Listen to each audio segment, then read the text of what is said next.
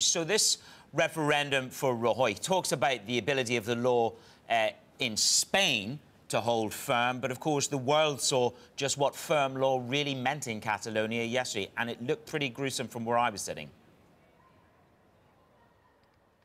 Exactly, and I was on the ground really covering the protests, and it had been pretty peaceful until, like you mentioned, Spanish police stepped in to remove the ballots, and then it got really nasty. There were some moments of real tension.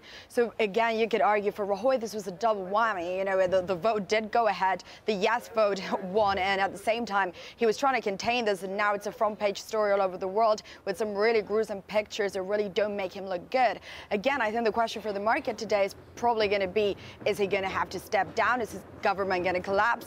What we understand is that no, that Rajoy feels he has no reason to resign because he was upholding the constitution. The rule of law applies to everyone, and also, and this is a line that we expect the Spanish government to pursue, is that they think a lot of early violence could have been prevented if the Catalan police had actually cooperated more, especially in the early hours of the morning where a lot of the scenes that you saw actually took place. Maria, will Catalan leaders declare independence then? And when will that happen? Because we've heard that is their intention. What date is it most likely? Okay, so that's the next big question.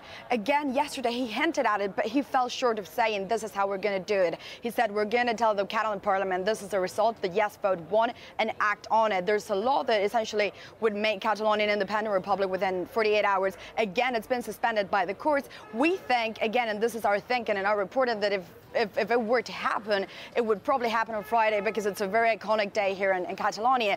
But, and I want to be cautious in this, before he does it, it's a very serious issue. So we think that justice will probably step in. And again, there's a case that he might be considered or disqualified from office if a judge thinks this is a serious attempt against the Constitution. Maria, in terms of markets, Anna and I are looking at the German-Spanish spread, the Italian-Spanish spread.